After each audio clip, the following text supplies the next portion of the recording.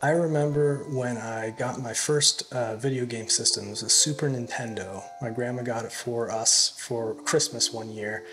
And I remember unpacking it that night and sitting there and playing, and I played it so hard. And I remember looking down when my parents told me it was time to go to bed, and I was like bleeding under my thumbnails because I was just like so keyed in playing that thing.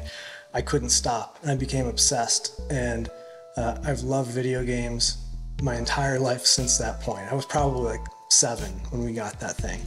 37 now, so 3 decades of loving video games. I've always been most drawn to these like kind of open world, third person view type games. Something like the Zelda series. But what I've always hated are the first person viewpoint games, first person shooters in particular. And it's not anything to do with being opposed to, playing violent video games or anything like that. It is literally that view is the most claustrophobic feeling that I've ever had.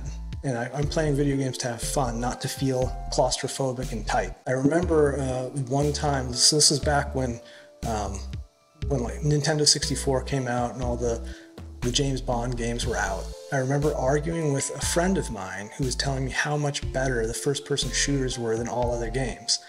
And his explanation was that it feels just like you're dreaming.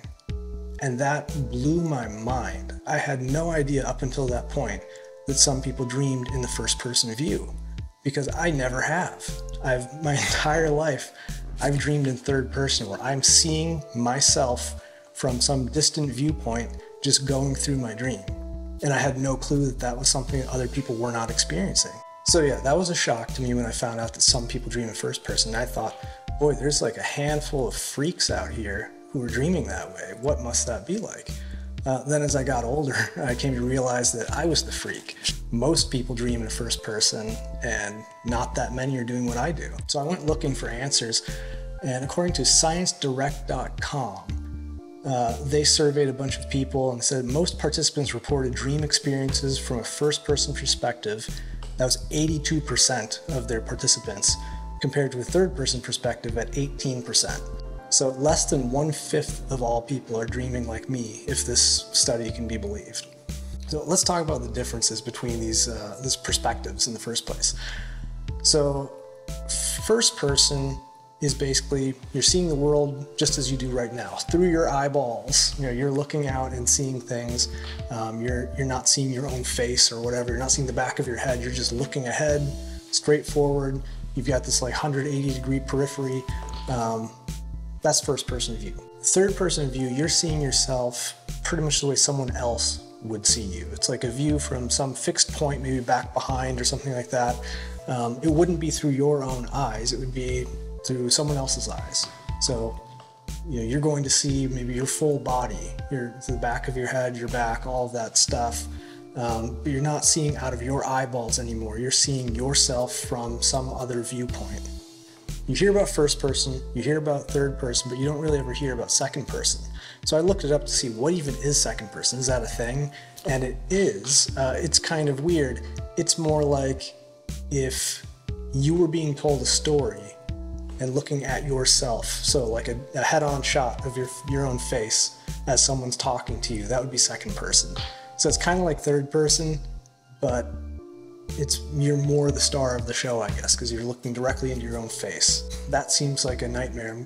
I'm glad I don't dream that way, because I don't want to see my own reaction all the time. I would like to see what's going on around me. The nice thing about dreaming in third person is you get a much more full view of the world. You're not stuck with the, like I said, 180-degree kind of periphery. You're seeing everything. It's not quite a 360, but you're seeing yourself kind of in this crazy world that you dreamed up, and you can see just a lot more. It's more like watching a movie or playing a great open world game like Breath of the Wild or something along those lines. You're seeing all kinds of stuff, and it's great. I wouldn't have it any other way. So I've heard people say that third person dreaming and memories and all that stuff is a way of disassociating, and you're not really keyed in the same way if you're having those kinds of experiences. And I disagree. It's not like I have any sort of a scientific background or anything like that, but based on the fact that I've been dreaming this way my entire life, I feel like I'm actually seeing more of reality than most people do. Like, I've seen myself die in my dreams. Watching yourself die from a distance is like a kind of a weird grounding experience for you. You always hear people say when something crazy happens, I could never thought it would happen to me. Well, when you have dreams like I do and you watch things happening to you, you know it can happen. You know what it looks like when it happens. So I never feel shocked when something crazy happens to me because I've probably already seen it or worse.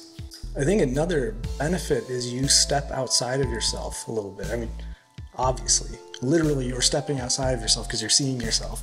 But I think it's kind of grounding in the sense that you realize the whole world doesn't revolve around you. You're in this thing, but you're seeing other stuff happening all around. And it doesn't matter, what your narrow tunnel vision view is. There's a whole world happening that doesn't revolve around you. And I think that's good to remember, whether you're sleeping or awake or both. So it's not all fun and games. Like I mentioned, I've seen myself die in dreams. So the risk of, watching yourself is you might see some really weird stuff happening to you, and you just have to be okay with that. One other interesting thing, so I've got 3 kids, and they're all like me to varying degrees, but one of my daughters has like my mind basically copy and pasted. And I recently found out that she's the only one of the 3 kids who also dreams in the third person. I never told her that I do. She found out talking to her sister and asked me, well, how do you dream? And it turns out, same exact thing. She's never had a first person dream, at least that she remembers.